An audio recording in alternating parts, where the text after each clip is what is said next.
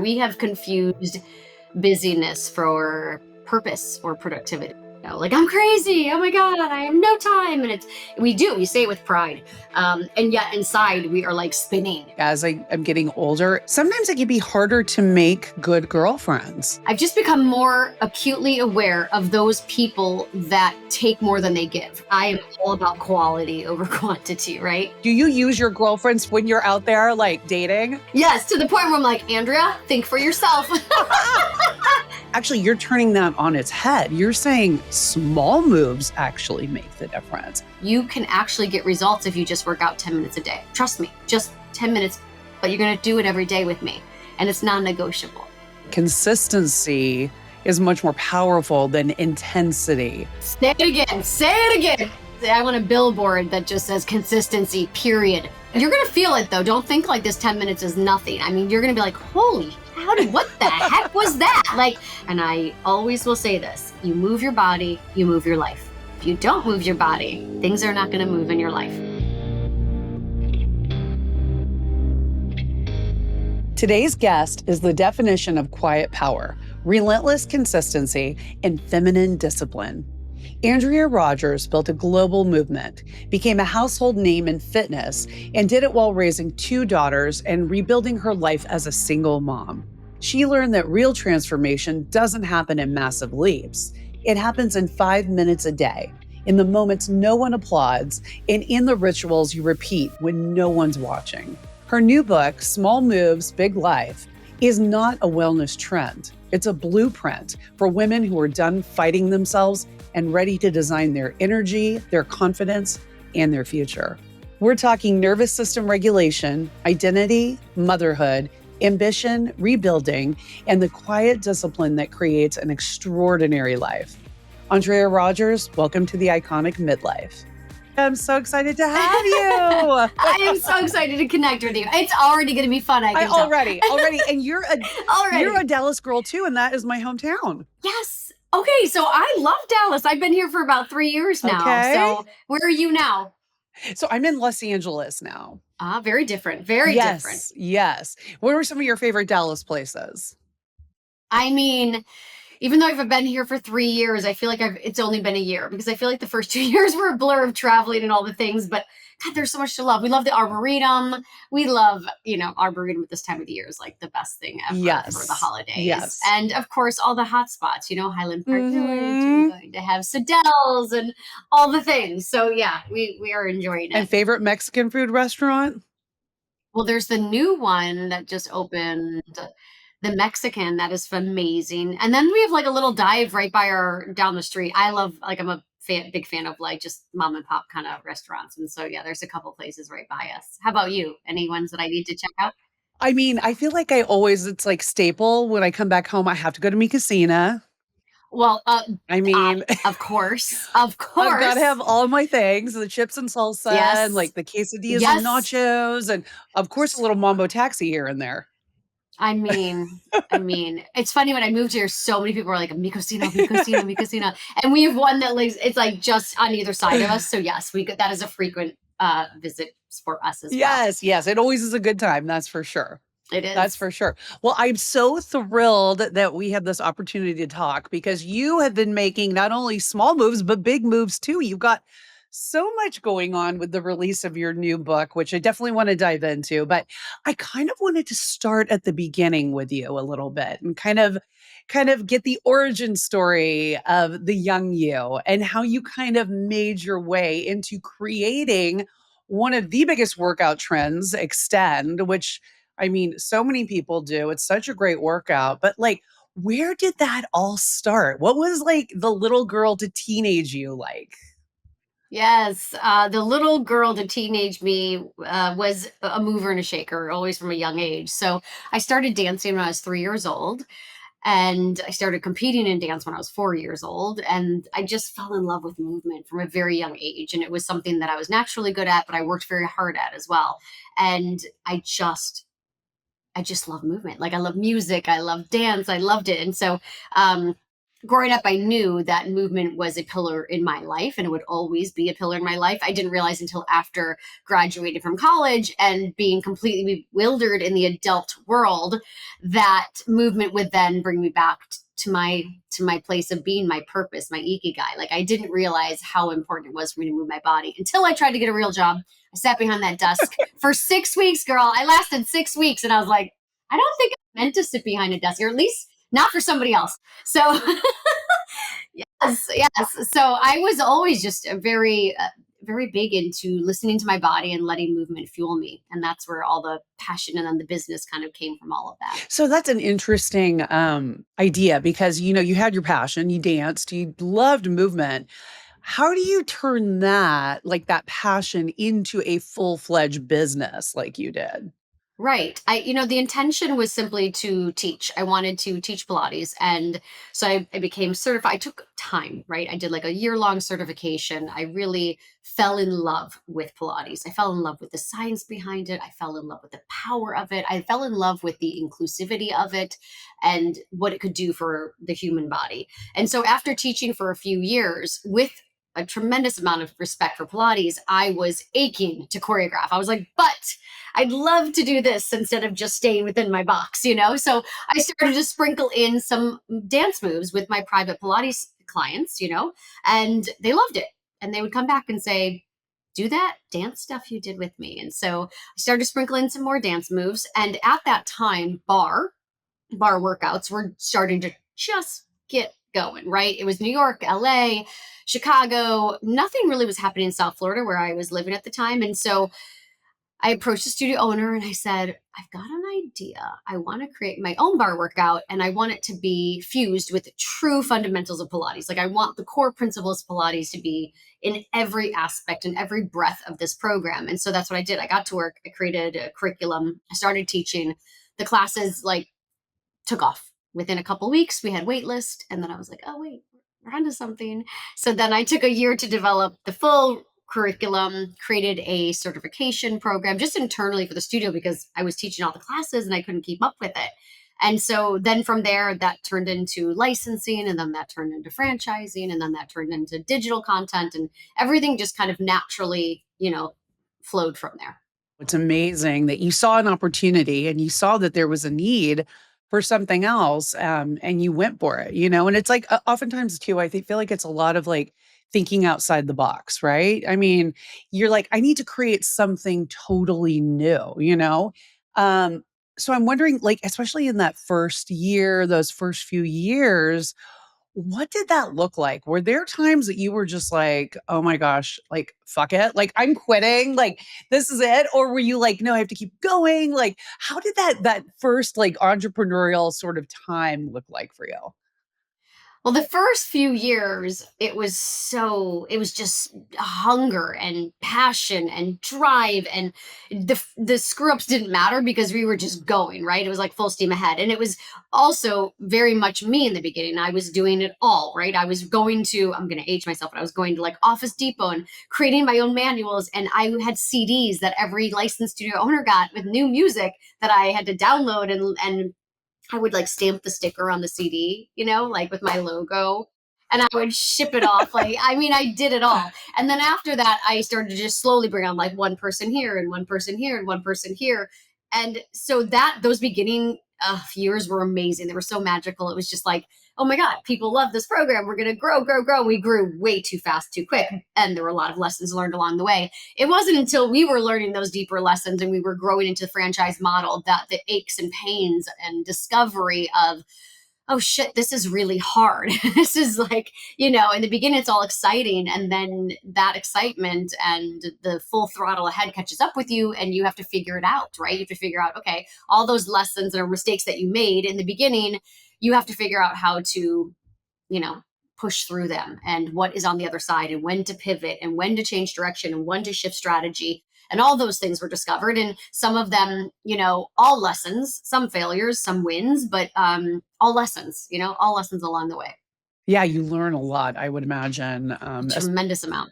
Right? Tremendous amount because you're creating something new. So those times that were like the lower times, let's say you had a failure, something Mm, you learned from, where do you get the fortitude to just like keep pushing through? Because I think a lot of times we can feel a little stuck when something yeah. happens. I feel like even sometimes like the older I get, whereas we're supposed to like not care as much, sometimes you even care more, Yeah, it's like this yeah. really Because 'cause you're like, "You should know better. You yes, shouldn't be making these yes. mistakes at this age," right? Totally, Yeah. totally. But if we're not making mistakes, then I don't think we're putting ourselves out there enough. Like if we're not taking the risk then. I feel like there's always lessons to learn. And sometimes, yes, in hindsight, you're like, oh, that was really silly. I shouldn't have made that mistake. And I should know better at this point. But in reality, like good for us for trying and getting out there and actually having the courage to commit to making these mistakes and learning along the way, right? I think it's courageous when you make mistakes. Sometimes it's also silly and you need to learn from them. So yeah, I always go back to intention. So if my intention is pure, which it is, and I'm trying to do the right thing and I make a mistake or I don't do the right thing, I come back to that. I always say, like, can I put my head on my pillow at night knowing that I made those moves or made those decisions from a good place, for all parties involved. And that's when I can allow myself to let go of some of that guilt that surrounds those decisions, and then focus forward. It's like I'm meant for great things. I'm meant to live a big life. I'm meant to do more. This might be a part of my life. This might be a story or a chapter in the book, but it's not the entire story. And then when you did get to that, the place where you first, felt very successful, you felt like it hit. Describe that. Like, what was that? Like, was that just, was that a lasting feeling that you had? Was it, oh, I got to get back to the grind and like work more and like scale it up even more? Like, how did that first win look to you? I'm like, I'm not there yet. I have not. I'm not. I have not felt that like, whoa, I've like hit that peak of success where I want to be. I haven't. I'm still reaching for it. I'm still in the trenches. I've had wins, some significant wins along the way. But no, I feel like I'm still really like have a lot to accomplish. And I wonder that myself, to be really frank with you. I wonder, will I ever get to that point where I'm like, yeah, all right, girl, you did it. Like, I have wins, like this book, we got bestseller. Like it was a big win. It was a big, exciting, thank you. Congrats. That was a big win. And I had a moment, I had some tears, and I would pure joy and gratitude and appreciation. But like the next day, I was like writing a message to my book agent. I'm like, okay, here's some ideas for book two. My friend's like, it's been one day, like one day. And I'm like, I know, I don't know what it is. I just have something in me that I feel like I just have more to do, and not to prove anything, but just like there's something in me that I'm like, I have more to accomplish, and I want to get more out there and I have more to discuss and share and hopefully connect with women on. So yeah, I allow myself to say, "Atta girl, good work, you did great," and then I'm just focused forward. I saw a post that you posted. I think it might have been your pub date when the book came out. And you had posted a picture with your two little ones. And it was like such a family moment that you guys were sharing, like the joy and the happiness. And I can imagine though, even within that picture, you might look at it and think, wow, there was also like struggle to get here, right? And there was also like drama. And I know whilst you were like building this amazing business, you were also dealing with some personal things that were going on in your life because, you were married, you had the children, but then you got divorced. So, like, tell me about that parallel, like building this business, but then also going through the stuff in your personal life. Yes, I mean, this book would not exist. It wouldn't have there would be no story without the story, right?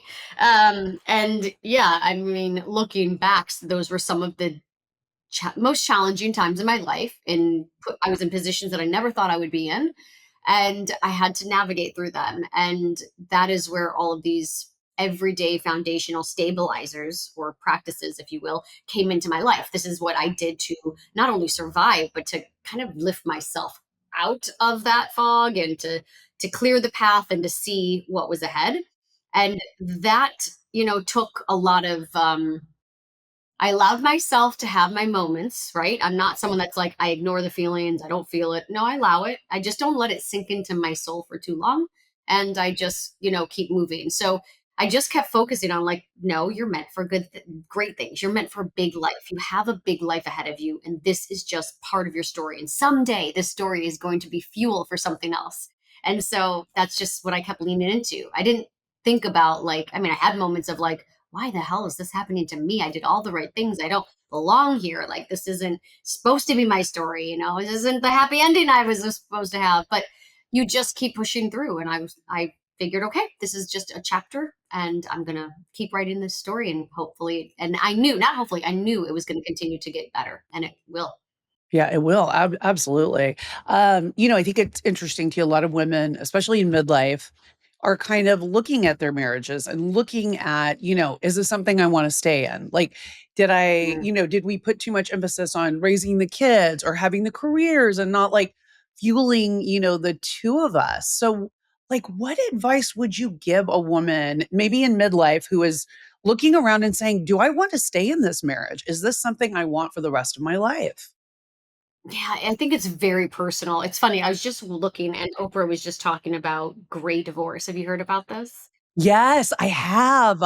It's a phenomenon. Yeah, it is a phenomenon. I was younger. When I got divorced, I was 36, 37.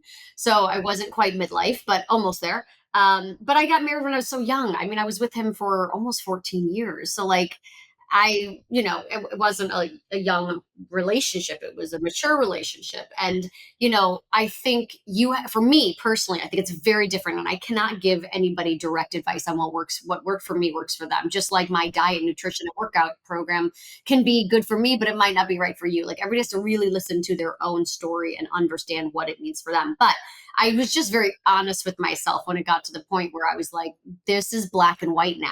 There is no gray for me. There is no like it's just there. It I knew without a doubt. And what I kept thinking about, my children were young, they were 4 and 6, and I kept thinking, I need to be able to look at them in their eyes someday when they're older and grown and feel really no hesitation with saying this is why this happened, and I have no doubt and no guilt and no remorse about it. And that's where I was at when that decision was made. And so I still to this day, it was great.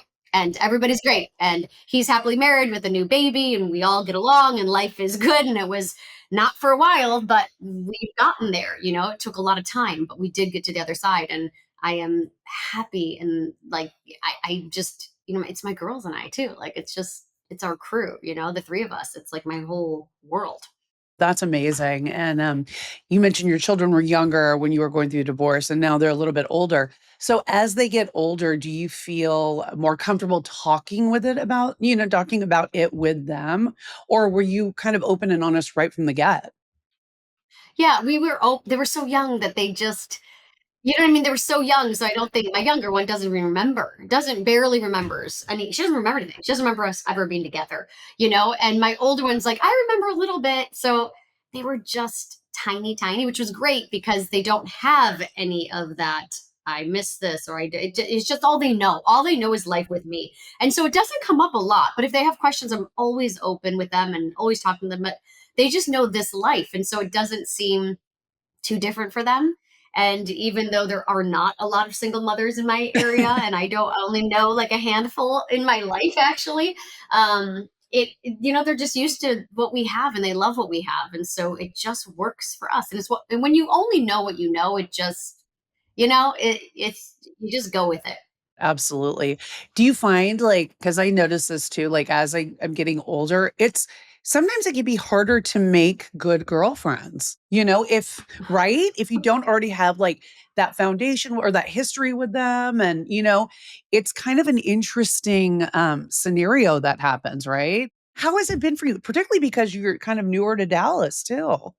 You know what? Yeah, and I'm sure you're the same, but I am all about quality over quantity, right? Like, Totally. my girlfriends are my fuel, they're my power source, they are my everything, and they have seen me through.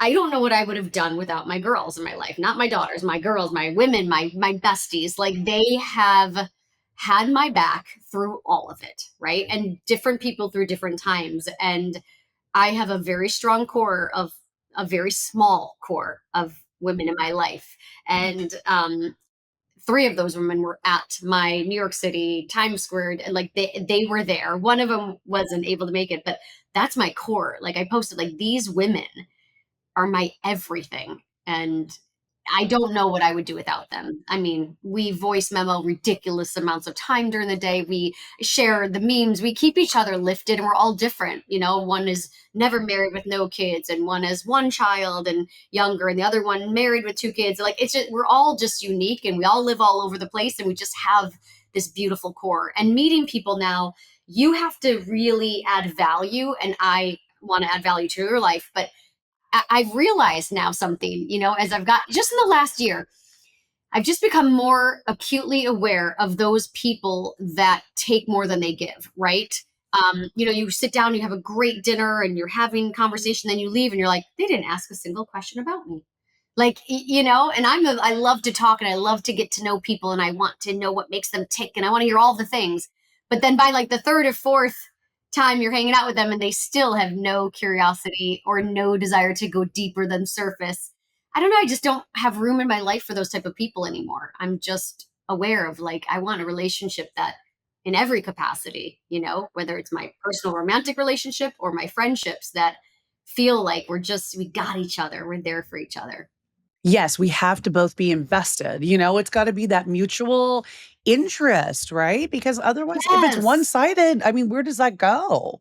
Nowhere, right? Where does that go? No. I mean, I got to the point where I'm like, yeah, I had some girlfriends in my life and I'm like, they didn't even ask. Like the biggest things would happen, and it was just like nothing, you know. And I'm like, I'm not looking for attention, but I am looking for support. And if you're not even, you know, asking me quite like I moved to a new state and a new place, and you don't even ask me how my kids are adjusting to the new like hell. Like it's just wild to me sometimes. I'm like, why am I in this friend? I don't think I need this in my life anymore.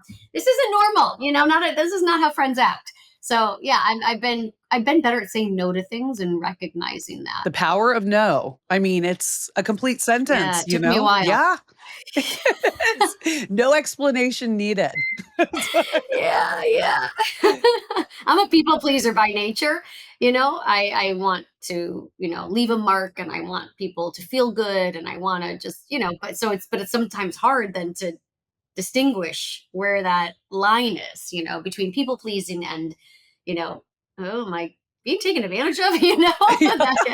Yeah, Yeah, no, yeah. it's interesting too because speaking of the girlfriends, some our girlfriends can be sometimes the best helpers when it comes to dating and being out there, right? Because they will give you their honest opinion. Do you use your girlfriends for this purpose? Like when you're out there, like dating?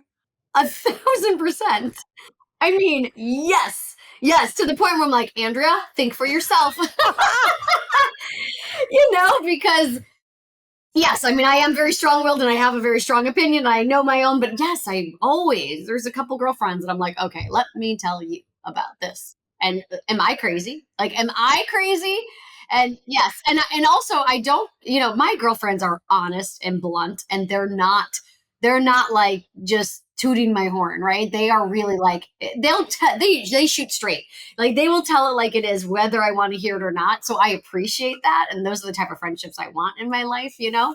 But yes, they are my compass, They are the best. They'll say it how it is, like you're and then saying. call it out. Right, right, and I find that also too with, women in midlife, especially if, relationships are ending and they're moving on to new chapters, dating can sometimes be a challenge in and of itself, like meeting men, and do you do the apps? Do you go out to bars? Do you go to restaurants or meet through friends? Like, how has that been for you? Is it just, like, crazy or is it pretty okay? You know what? I have been so head down in work stuff, and so focused on the book and all the law and everything that goes into it. I mean, it is a full-time job on top of my full-time job, on top of being a single mother. So it's been a lot. It's been a lot. Like last week for the first time, I was like, oh my God, I can like just have like 2 hours where I don't have anywhere to be or anything to do and no, nothing. And I don't have to put makeup on today. You know, like those moments. So yeah, so I feel like I'm just coming up for air a little bit in that respect. But yes, it's I have very high standards, and I know myself very well at this point in my life. And I'm just not willing to accept less. And I'm very happy with who I am in my life and my girlfriends. So I do have like my one of my core group friends is also single. And so like her and I do a lot together, like we're able to do a lot together and we travel and I travel a lot with other women. I host retreats. Like I'm always busy and that helps me to not ever to not often feel lonely, right? Because I'm so busy and it keeps me going. That doesn't mean I don't have moments where I'm like, well, sure would be nice if I didn't have to pay every bill, take the trash out, manage the landscaping, like wear every single hat there is. And I am the girls are with me almost 100% of the time. So it's a lot. It's a lot to do life like that as a single mother, managing two teenage girls, running a business, trying to hit my personal passion and goals, and then also balance it all. And sometimes I'm like, yeah, sometimes it would be really nice to have a partner to just do all the things with and have that. But then I also see my girlfriends that are married and their husbands drive them crazy. And Yes. so I'm like, and they have to deal with all that. And me, I just do it my way because it's only my way. So there is, there's a lot of benefits and perks to that as well. Oh, there so is. I mean, you have full reign over the TV, over like what you I can do eat. And whatever I I want, mean, wherever I want, at any time. I can do my mask. I can do like, ugh, it's a girl house and it's not a bad thing. yes, exactly. That's the hard part though, because once I've been like this for a while. And so when you get used to this and you don't need a man, like in terms of I've had my children, I don't need financial support. Like I'm good. Right. So I'm not checking any boxes is what I mean. Right. I don't need to check a box. I need to like fill my heart. Like it has to be somebody that actually adds real tremendous value to me and my soul. Um, so it makes it harder, I guess, sometimes when you're at that age and you aren't ticking a box, you're looking for a companion, a real partner that, makes you feel and like a best friend, you know? Yeah, well, and if you have the fullness there already with, family, friends, Yes. work, like that completes so much of it anyway that it's like, Yes. right? It's like you're not out there looking, right? No, I forget who said this, but my friend and I were laughing about this because she's single as well and has been dating, but is also like, I just would rather be alone at this point because these men are awful. They're awful. And so we laugh about this all the time. But she sent me a post recently and it was like something that's like, I just don't want to hear anyone breathing next to me. And we were laughing so hard. We're like, yes, yes. At this point in my life, yeah, Yes, maybe or not. chewing loudly, the chewing loudly, I'm Correct. like, "Oh." Pros and cons. There are always pros and cons. So, yeah. You got to find the positives in your situation at all times and lean into that. And then you also have to be honest where the gaps are and figure out what you can do to fill those gaps when you need to. For sure. So let's talk a little bit about the book, which I read. Yes. So good. You know I'm so glad you liked Oh, it. I did, and I was so like, I was reading it, and it was making me question my own way of thought because, Mm, growing up in the media, like, hearing all these things, it's like sometimes, especially now, I feel like I have to do something major to make a difference in my life. It's got to be like a big move, or it's got to be, working out till I'm like, pouring sweat and just on the floor, like in exhaustion, or not getting enough sleep because I need to work more. It's like all these things. But I thought your philosophy with the book was so interesting because actually you're turning that on its head. You're saying small moves actually make the difference. So for the audience, what do you mean by that?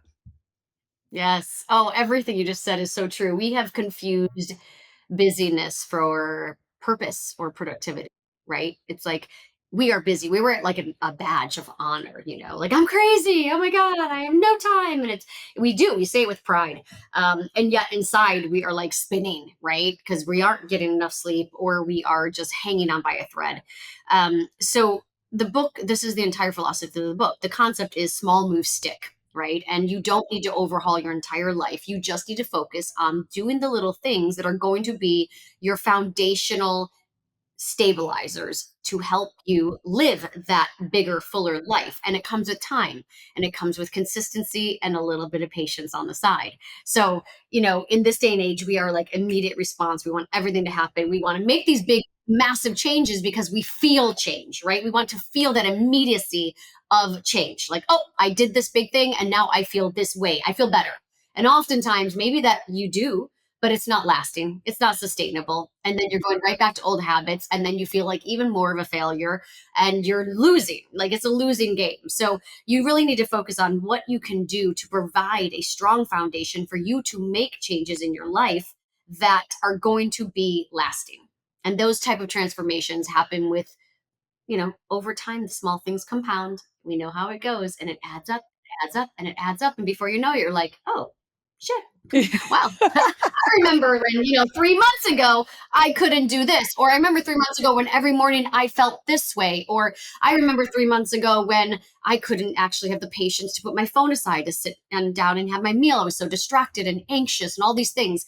And these 7 things are, like I say, they're my stabilizers. If I don't have to think about doing them. They are every day. This is not another 7 things you have to add to your to-do list that you're gonna be like, oh my God, I can't fit one more thing, rather get 7. These are as simple and innate as brushing your teeth, right? These are things that you will do on a regular basis. You won't even realize it. Like I just was, when you were asking that question, I just took a big, huge intentional breath, right? And I like counted my exhale. I'm like, oh, I'm breathing while you're asking me this question. I'm thinking about it, but it's just happening. I didn't have to tell myself, take a deep breath. I just now do my breath work as soon as I need it. And these are the type of things that you'll start to do. And before you know it, things look different. Things feel different. You have more control. You have more self awareness. You have more purpose and drive and energy. Like you have more energy because these things all add up to give you that energy. Absolutely. And I was actually really surprised in a great way to know that they're not that time consuming either.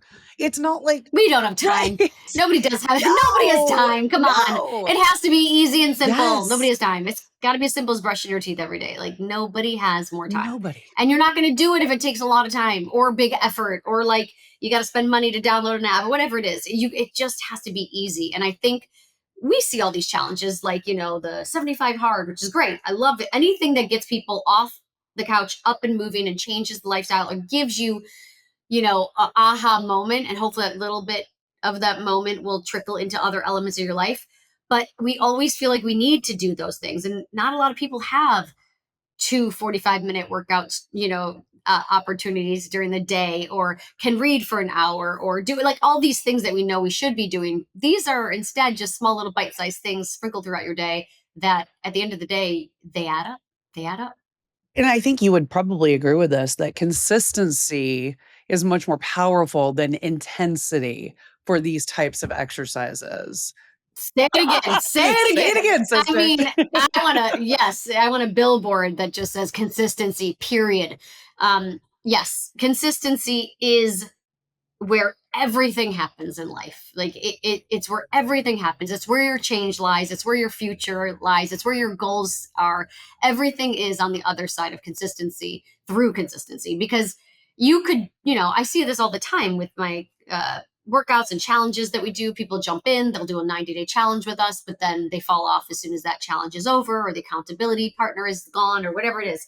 And they go right back to the old habits, And so this is about simple things. Like one of the chapters is about movement, something I'm very passionate about, obviously. And it's about taking away those excuses. It's about taking the fear and bringing it from here down to here and saying, no, you can actually get results if you just work out 10 minutes a day. Trust me, just 10 minutes, but you're going to do it every day with me.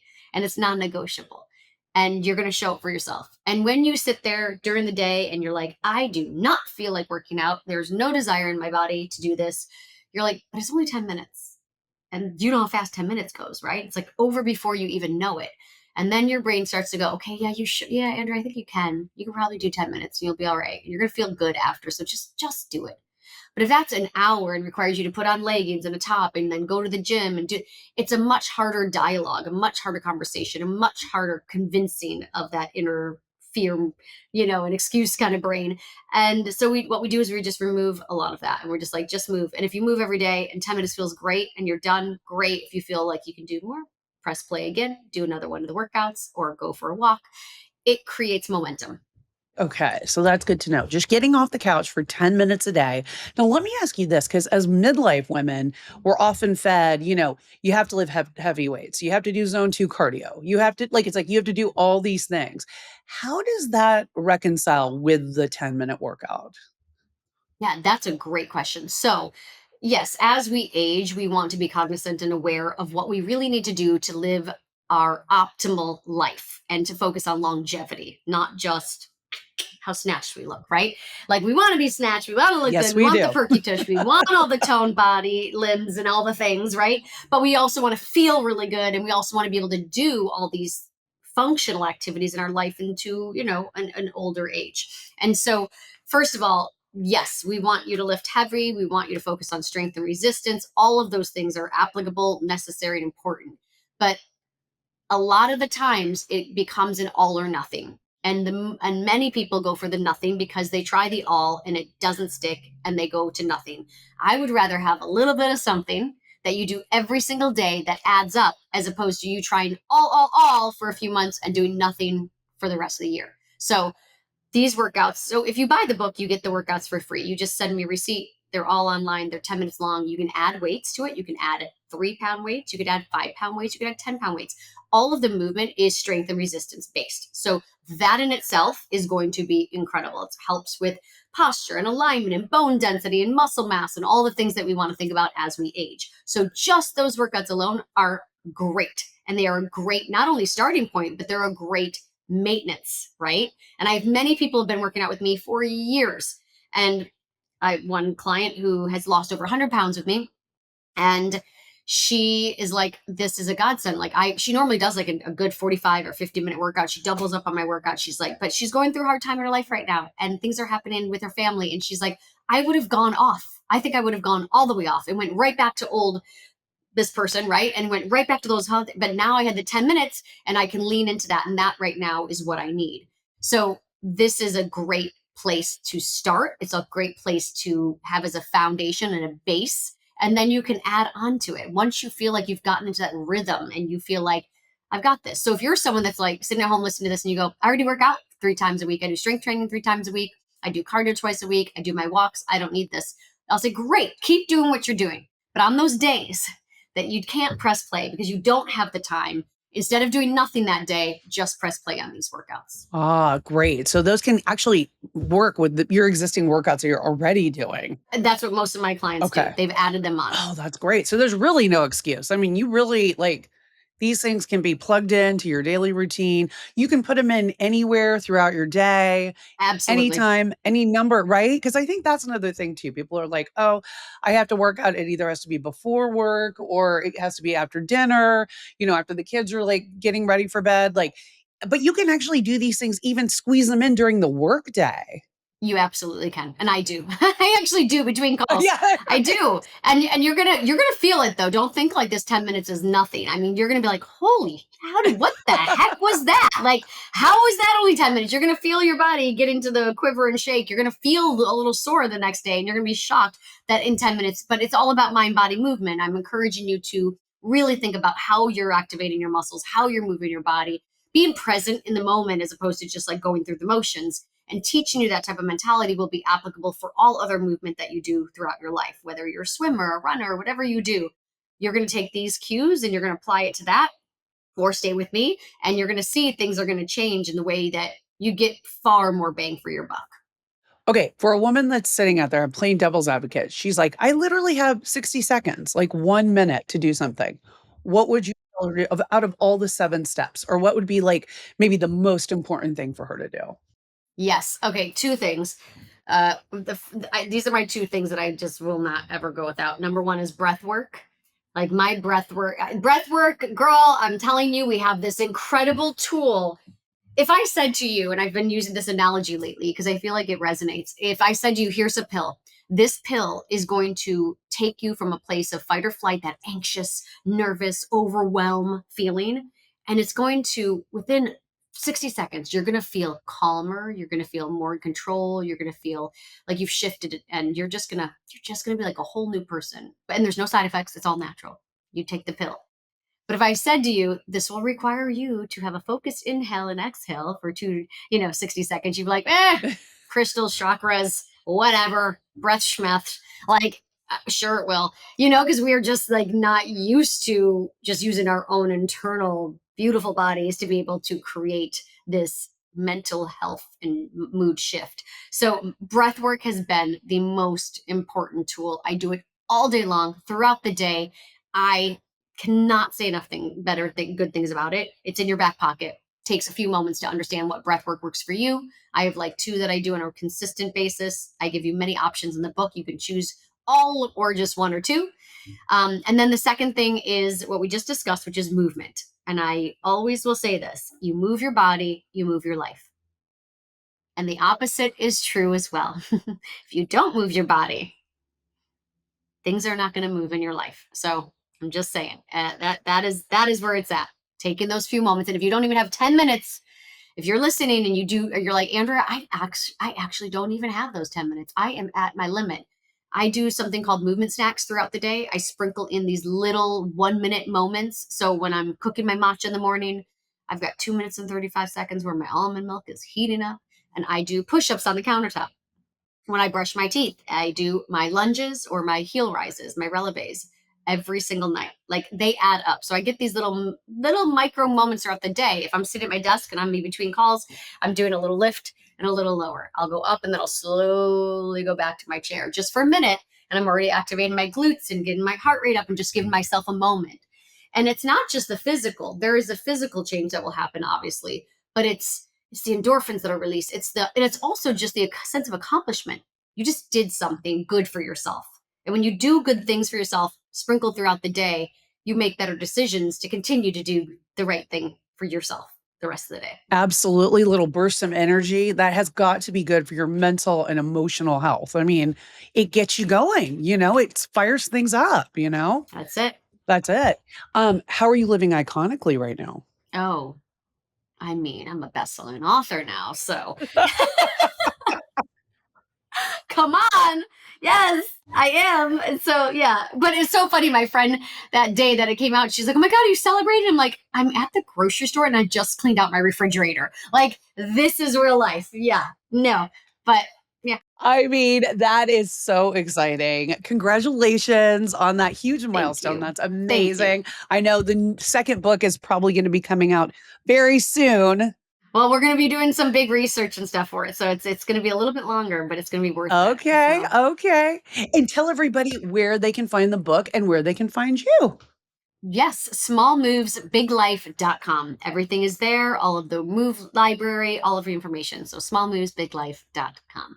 And follow you on social too, because you have a great page. You've got a lot of fun. Yes, Andrea Leigh Rogers. Yes. Yes, thank you. Yes, Thank you of for mentioning that. course.